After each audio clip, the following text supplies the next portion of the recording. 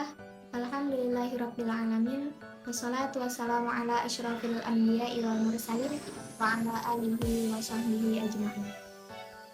Yang saya hormati Ibu dosen pengampu mata kuliah Filsafat Pendidikan Islam dan yang saya sayangi teman-teman sekalian.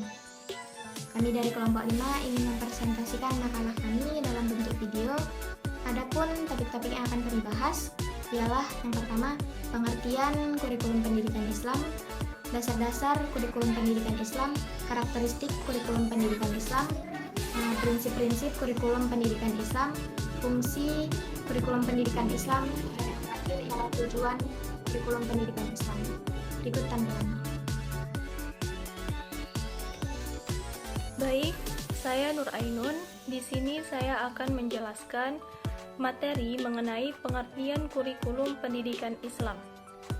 Kosakata kurikulum menurut sebagian ahli berasal dari bahasa Latin yaitu curriculum yang berarti bahan pengajaran, dan ada pula yang mengatakan berasal dari bahasa Perancis yaitu courir yang berarti berlari.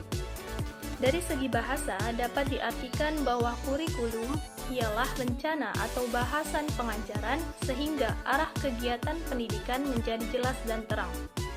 Dalam perspektif Islam, kurikulum pendidikan Islam adalah keseluruhan upaya dari sekolah berupa perencanaan dan pengaturan mengenai tujuan isi, tambahan pelajaran, serta cara yang digunakan sebagai pedoman penyelenggaraan kegiatan pembelajaran baik di kelas, di tempat bermain, atau di luar sekolah yang mengacu pada dasar akidah Islam, yakni syariat Islam yang terkandung di dalam Al-Quran dan Al-Hadis untuk mencapai suatu tujuan tertentu.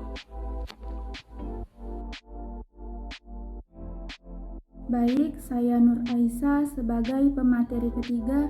Di sini saya akan menjelaskan mengenai karakteristik kurikulum pendidikan Islam. Menurut Al-Syabani ada 5 ciri kurikulum pendidikan Islam, yaitu yang pertama, menonjolkan tujuan agama dan akhlak pada berbagai tujuan-tujuannya dan kandungan-kandungan, serta metode-metode, alat-alat, dan tekniknya yang bercorak ragam. Yang kedua, meluas cakupannya dan menyeluruh kandungannya. Maksudnya, kurikulum harus betul-betul mencerminkan semangat, pemikiran, dan ajaran yang menyeluruh. Di samping itu, kurikulum memiliki perhatian yang luas, yaitu memperhatikan pengembangan dan bimbingan terhadap segala aspek kepribadian peserta didik dari segi intelektual, psikologi, sosial, dan spiritual. Yang ketiga, menyeimbangkan berbagai ilmu yang dikandung dalam kurikulum yang akan digunakan. Selain itu, menyeimbangkan antara pengetahuan yang berguna bagi pengembangan individual dan pengembangan sosial. Yang keempat, menyeluruh dalam menata seluruh mata pelajaran yang diperlukan oleh peserta didik. Dan yang terakhir, menyesuaikan minat. Nur Asia Sibuan akan memaparkan materi dasar-dasar kurikulum pendidikan Islam.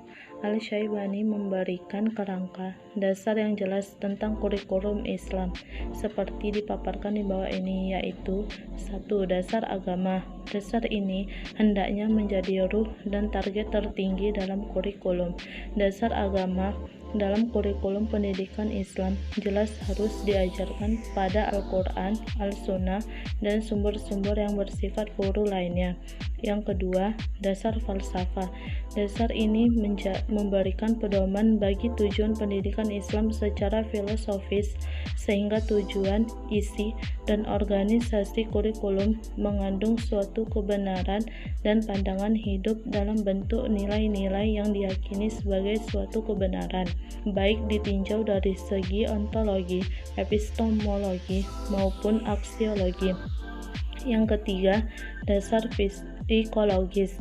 Dasar ini memberikan landasan dalam perumusan kurikulum yang sejalan dengan ciri-ciri perkembangan psikis peserta didik sesuai dengan tahap kematangan dan bakatnya, memperhatikan kecapakan pemikiran dan perbedaan perorangan antara satu peserta didik dengan lainnya.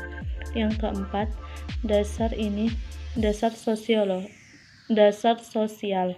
Dasar ini memberikan gambaran bagi kurikulum pendidikan Islam yang tercermin pada dasar sosial yang mengandung ciri-ciri masyarakat Islam dan kebudayaannya, baik dari segi pengetahuan, nilai-nilai ideal, cara berpikir, dan adat kebiasaan, seni, dan sebagainya. Sebab tidak ada suatu masyarakat yang tidak berbudaya dan tidak ada suatu kebudayaan pun tidak berada pada masyarakat. Kaitannya dengan kurikulum pendidikan Islam sudah tentu kurikulum harus mengakar terhadap masyarakat dan perubahan serta perkembangannya. Bismillahirrahmanirrahim. Prinsip-prinsip kurikulum pendidikan Islam. Kurikulum dalam pendidikan Islam juga memiliki 7 prinsip sebagai berikut.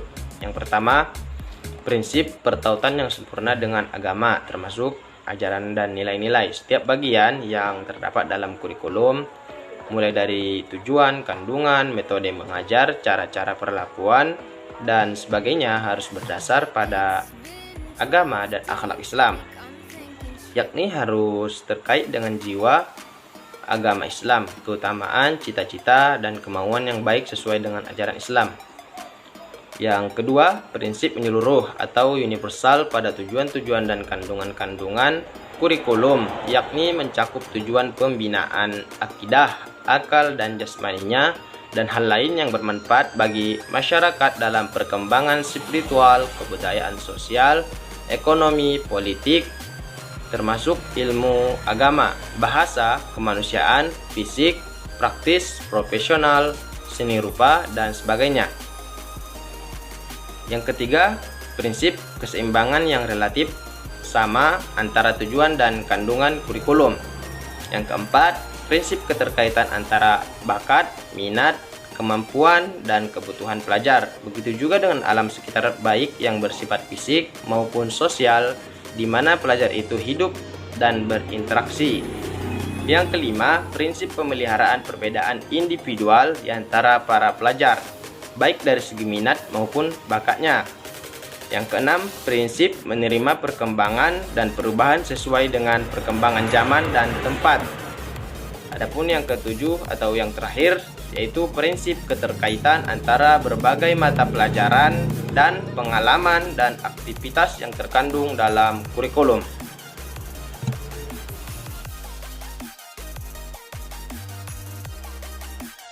Baik, di sini saya Raudham Awal Sibuan akan memaparkan tentang fungsi dari kurikulum pendidikan Islam. Menurut Senjaya, kurikulum memiliki berbagai fungsi bagi guru, kepala sekolah, pengawas, orang tua, dan juga peserta didik. Berikut penjelasannya. Yang pertama, fungsi kurikulum bagi guru, yaitu sebagai pedoman dalam pelaksanaan proses pembelajaran. Selanjutnya, bagi kepala sekolah, fungsi kurikulum adalah untuk menyusun perencanaan dan program sekolah. Kemudian, bagi pengawas, kurikulum dapat digunakan dalam melakukan service ke sekolah. Selanjutnya, bagi orang tua peserta didik, kurikulum dapat memberikan bantuan kepada penyelenggara program sekolah dan memberikan bantuan kepada putra dan putrinya agar dapat melakukan pembelajaran di rumah sesuai dengan program sekolah. Dan yang terakhir, kurikulum bagi peserta didik, yaitu sebagai pedoman dalam pembelajaran. Melalui kurikulum, peserta didik dapat mengetahui kompetensi apa yang harus dicapai, baik itu pengetahuan, keterampilan, maupun sikap. Restu Audi Azhari yang akan membacakan tentang tujuan kurikulum pendidikan Islam. Nah, yang pertama ialah pembinaan individu atau warga negara yang beriman kepada rukun iman. B. Pembinaan pribadi muslim yang berpegang teguh pada ajaran-ajaran agama dan berakhlak yang mulia. Yang C. Pembinaan warga negara yang sehat dan kuat. D. Pembinaan pribadi yang berimbang pada motivasi dan keinginan yang sesuai dengan diri dan orang lain. E. Pembinaan warga negara yang dipersenjatai dengan ilmu dan pengetahuan. Yang F. Menciptakan warga negara yang terdidik pada perasaan seni dan sanggup menikmatinya. menghargai, dan merasakan keindahan dalam berbagai bentuk dan macamnya. G. Membentuk warga negara yang memiliki kemampuan sosial, ekonomi, dan politik. H. Memperkokoh kehidupan agama. I. Meneguhkan bahasa Arab yang tulen dan menjaganya dari faktor-faktor yang menghancurkan. J. Pembinaan masyarakat Islam yang mulia. K. Pembinaan masyarakat yang kuat dan maju dari segi ekonomi. Dan yang terakhir ialah turut serta melaksanakan perdamaian dunia berdasarkan pada kebenaran, keadilan, toleransi, saling mengerti, kerjasama, dan saling hormat. Wassalamualaikum warahmatullahi wabarakatuh.